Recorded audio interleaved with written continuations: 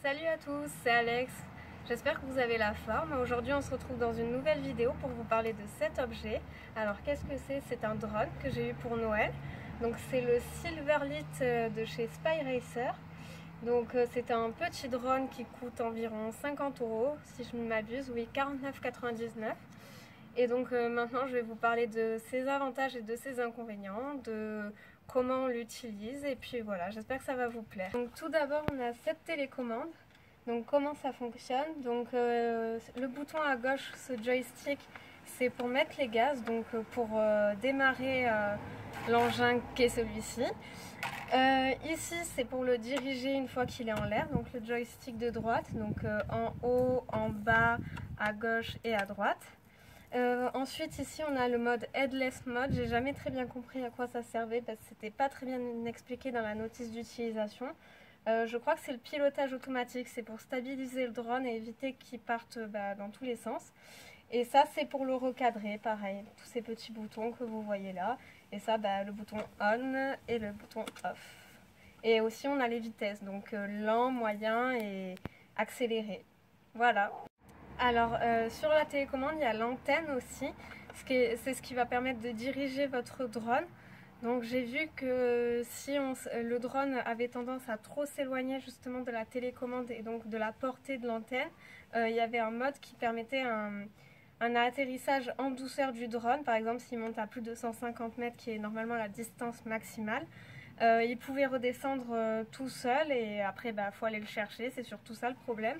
Mais au moins ça évite qu'il se casse la gueule et qu'il se casse en deux justement.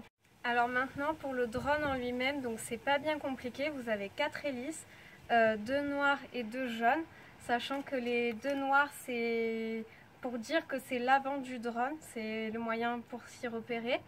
Et ensuite en dessous du drone, donc je sais pas si on le voit bien, mais vous avez une petite caméra ici, là, donc qui vous sert à filmer grâce à la manette, parce qu'on peut prendre des photos et des vidéos et même faire un looping à 360 degrés au drone. Et voilà, après vous avez une petite batterie qui est incluse à l'intérieur. Voilà, je sais pas si on va bien la voir, mais elle est dedans quoi, c'est ça.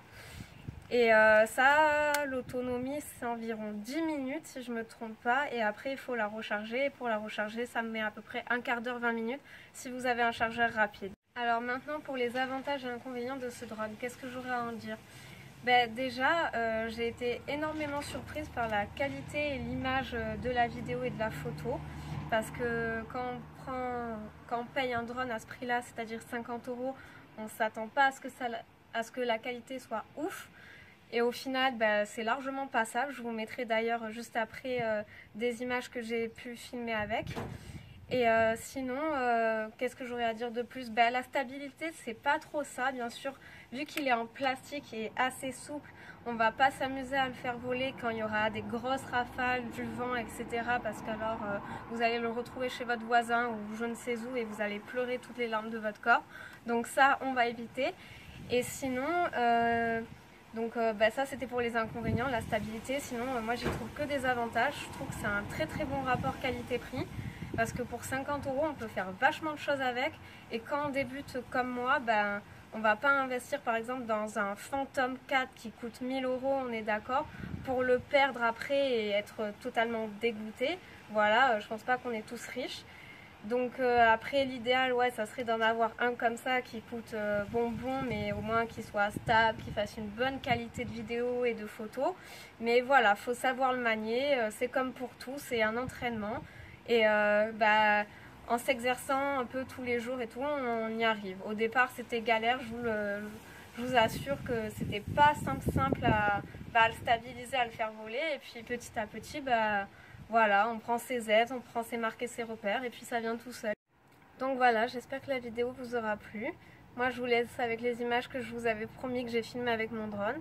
Et puis je vous dis à la prochaine fois pour une prochaine vidéo. Bye bye!